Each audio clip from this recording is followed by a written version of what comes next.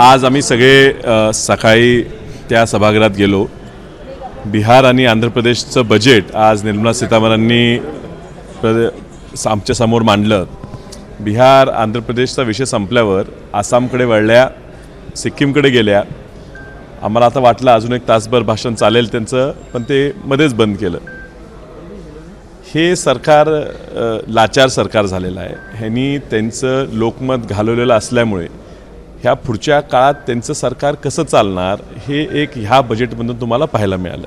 5 वर्ष फक्त लोक कशी सांभाळून ठेवायची ह्याच्या पलीकडे ह्यांना काही करता येईल असं मला वाटत नाही। मला खूप वाईट वाटते आमच्या महाराष्ट्राच्या त्या 8 खासदारांचं, 7 शिवसेना आणि 1 राष्ट्रवादी, जे त्या सभागृहात जोरजोराने टेबल वाजवत होती।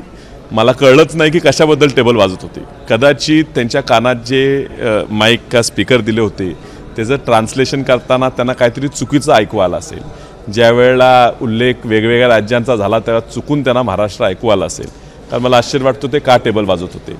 पूर्णपणे अपयशी ठरलेले आहेत। जणू काही ह्या सरकारला फक्त आंध्र प्रदेशचं TDP आणि बिहारचं JDU हे 2च पक्ष पाठिंबा देत आहेत। जणू काय शिवसेनेचा आणि राष्ट्रवादीचा म्हणजे महाराष्ट्राचे 8 खासदारांचा पाठिंबाच नाही किंवा त्या पाठिंब्याची गरजच नाही असं हे अर्थसंकल्प मांडलं गेलं। खूप निराशा आहे। अगदी मुद्देवार जर तुम्ही त्या खोलात गेला तर तुम्हाला लक्षात येईल, आता हा तर फक्त प्राथमिक आहे की महाराष्ट्राला काय दिलं नाही, मुद्देवार जर तुम्ही गेला तर तुम्हाला लक्षात येईल फक्त घोषणाबाजी केलेली आहे।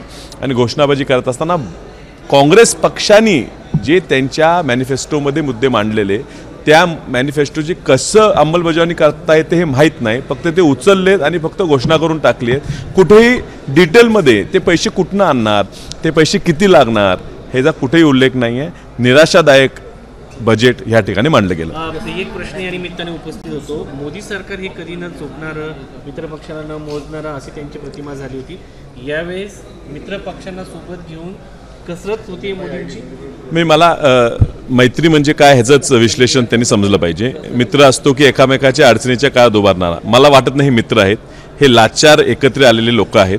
कोण सत्तेसाठी एकत्र आले, कोण पैशासाठी एकत्र आले, ह्यात काही मैत्रीचा विषयच नाही आहे। आणि त्यामुळे लाचार ही मोदींच्या चेहऱ्यावर दिसते आणि सीतारामन यांच्या चेहऱ्यावर दिसतेच। मात्र अजित पवार आणि एकनाथ शिंदे यांच्याबद्दल मित्र असूनही मी तेच म्हणतो, मित्र आहेत ह्याचं वाक्यताच काढली पाहिजे। मित्र आहेत का लाचार सवंगडी आहेत ते आता कळेल।